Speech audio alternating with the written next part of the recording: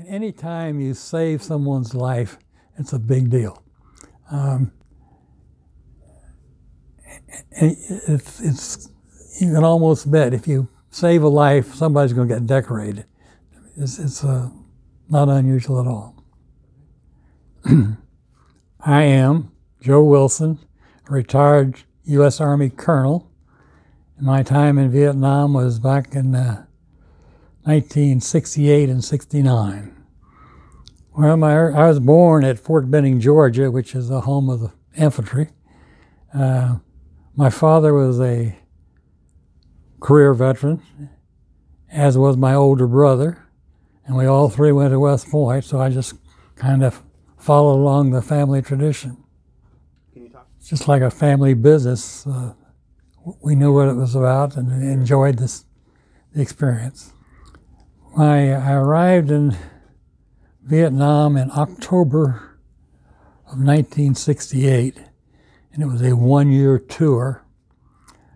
About 4 November of 68, I assumed command of an infantry battalion in the 101st Airborne Division, and we were located up just to the southwest of the city of Hue in Vietnam.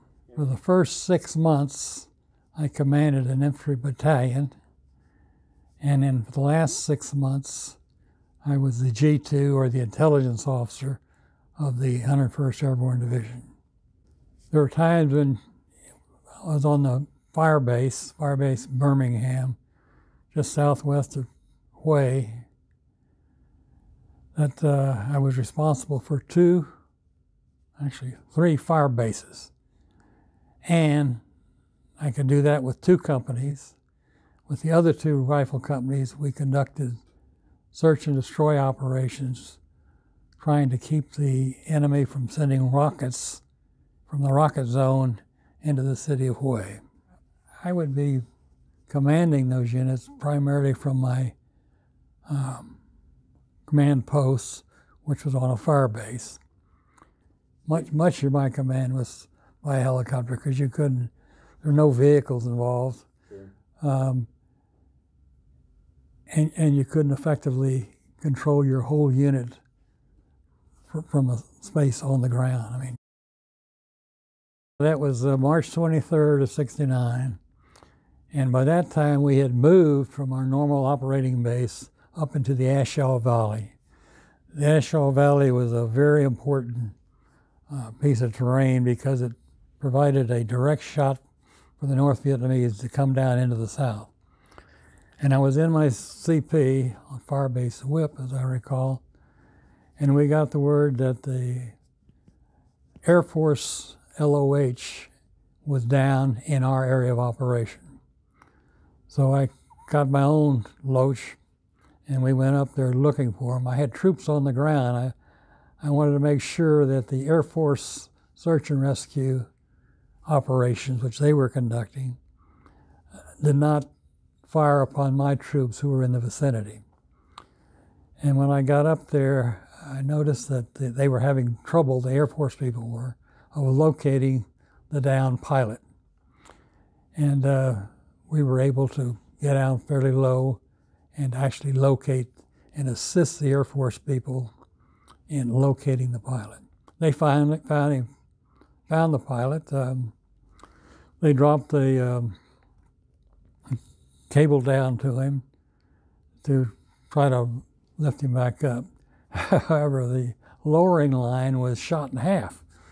That's very unusual. And we stayed in the area to assist in getting the next one in. I think we just improvised on that deal. We certainly didn't know there was going to be a downed Air Force chopper. Once we identified there was and they needed help, and I wanted to also make sure they didn't fire on my troops who were in the vicinity, our main concern was to locate and pull out the pilot and to ensure that our own troops weren't under fire by the enemy. I really don't know how many. Well, the A Shau Valley was a very active place, so there could have been a platoon of enemy infantry. It could have been a company. I mean, we weren't sure. Sure. Really, that was our area of operation. And we had not only our own capabilities for finding that guy, but in this case they were secondary.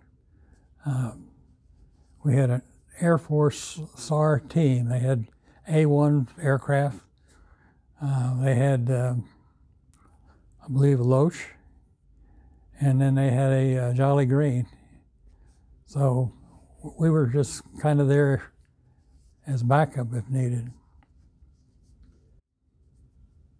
Be flexible. you have to see what's going on and see how the best way to solve it is. But it was not an unusual situation at all.